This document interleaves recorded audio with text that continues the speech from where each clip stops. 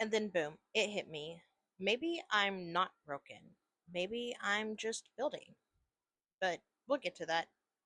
Hey, pretty. Today I'm painting this dreamy white nail set while sharing 5 lessons I learned while rebuilding my life. Because rebuilding yourself is not easy.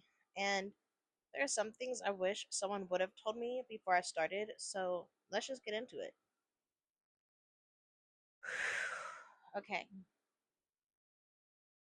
lesson one: Rome wasn't built in a day. I know we've all heard this saying before, and honestly, I used to think it was played out. But there is a reason people say it, and that's because it's true. When you're rebuilding your life, you're usually looking at the big picture. You see where you want to go, who you want to become, and the life you're trying to create. But you don't create the big picture overnight. You create it one tiny brushstroke at a time. And funny enough, this lesson really hit me while I was coloring with my children. I was trying to be present with them and enjoy the moment instead of constantly thinking about all the tasks I had to complete.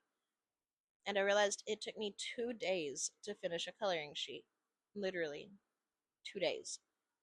For something that already had lines drawn out. Something simple, something where all I had to do was fill in the spaces. And I remember thinking, wait, if it takes me 2 days to complete something as easy as a coloring sheet, why would I think that it's going to only, like, why would I think that it's only going to take me one night to rebuild my whole life? Like, that's completely ridiculous. You know what I'm saying? Like, be so for real.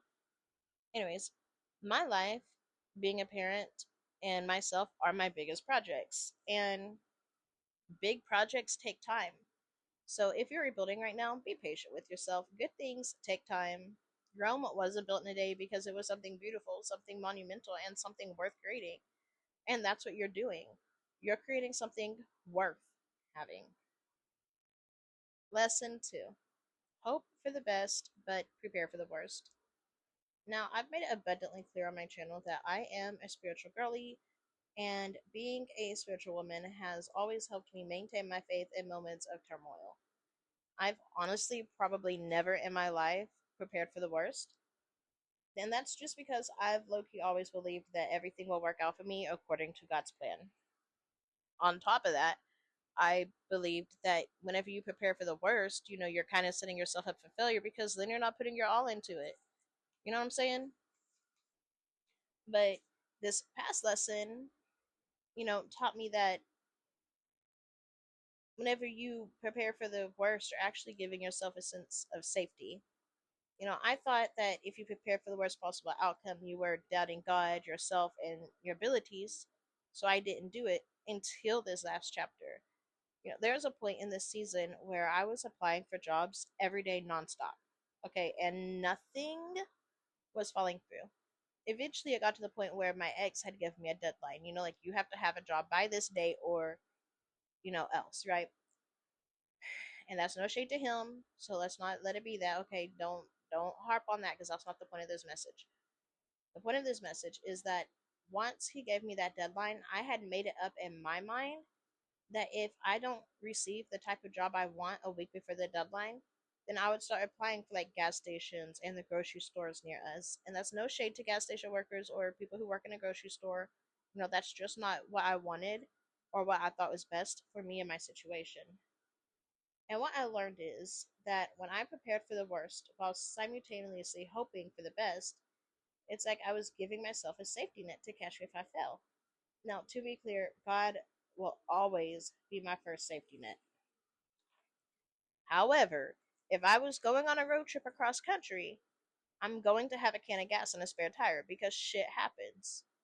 I could end up on the side of the road with no gas and a flat tire, stuck waiting for the tow man to get me, and then have to pay a higher fee than I would have had to pay for buying a gas can, gas, and a donut. You know what I'm saying? So prepare yourself because you never know what is going to happen. Have a backup plan while also working towards and hoping for the best to happen. Because 9 times out of 10, the best will happen for you.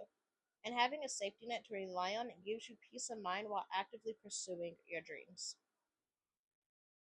Lesson 3: An object in motion will remain in motion. You remember in science class when we learned about Newton's law? And I think that's what it's called. Listen, don't quote me. Do not quote me on science. But you remember when they said an object in motion will remain in motion until acted upon by an object of equal or greater mass, or whatever the fuck? The same thing applies to rebuilding your life. Once you've taken one step, applied to one job, or made one decision to put action in, you're already in motion. You're creating momentum. And you are in control of whether you continue moving.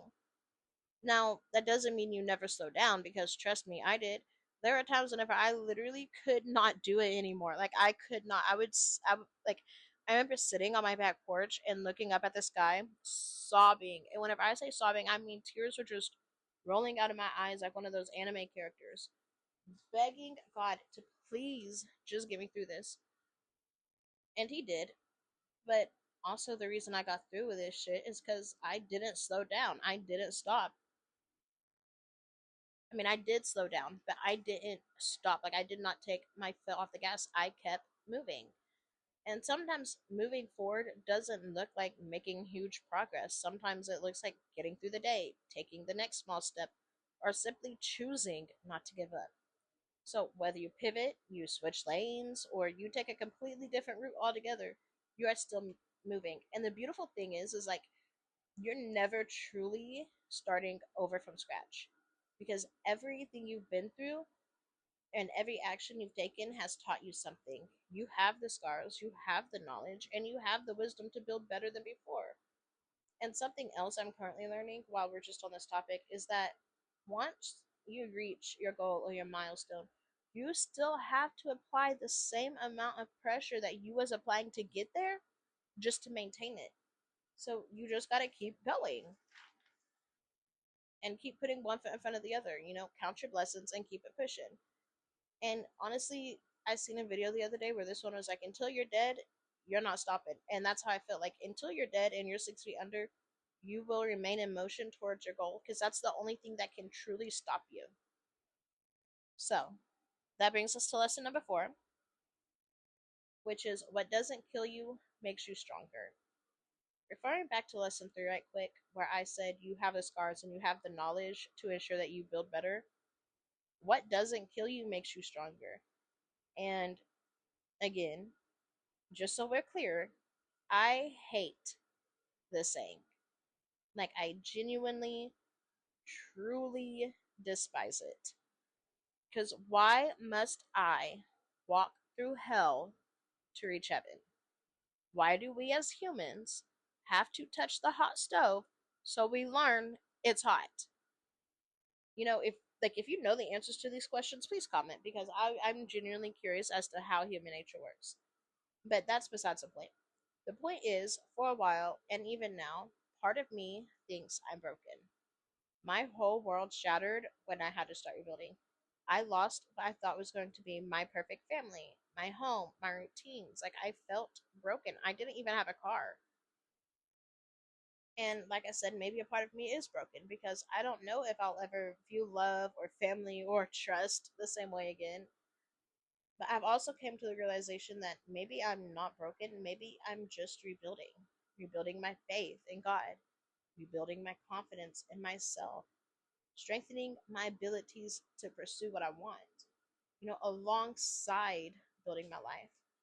I wouldn't have chosen half the lessons or things I've gone through.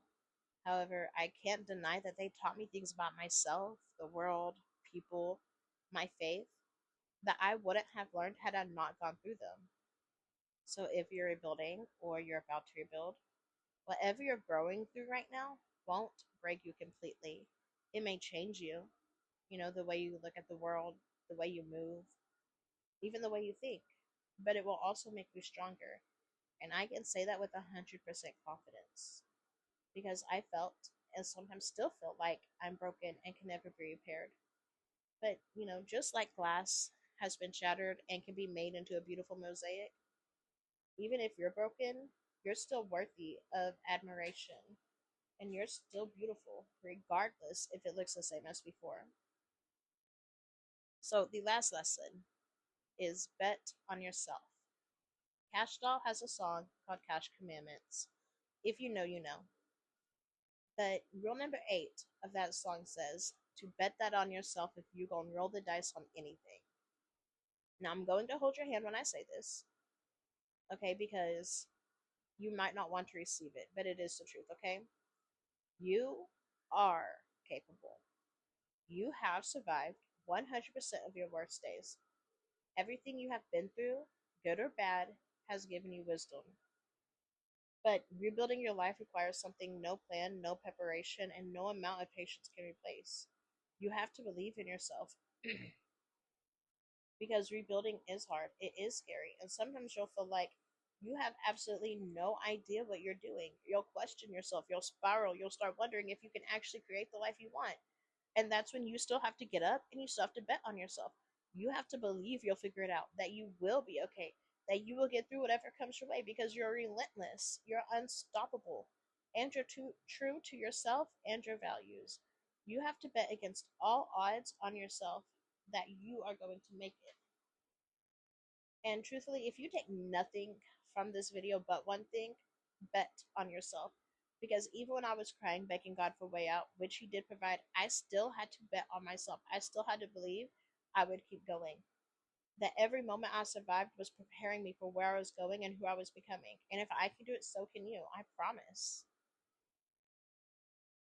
I promise. All in all, life is meant to be lived, okay? There was a celebrity who once said, when I feel negatively, I think to myself, how lucky am I get to feel this feeling.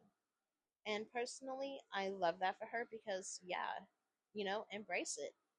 It's hard to feel negative. It's hard to rebuild. It's hard to feel the fear and do it anyway, but you will, and I will, and we will do it together. One day, one action, one thought at a time. Anyways, here's the finished set. Comment down below what lesson stood out to you the most. And yeah, I love you. Bye.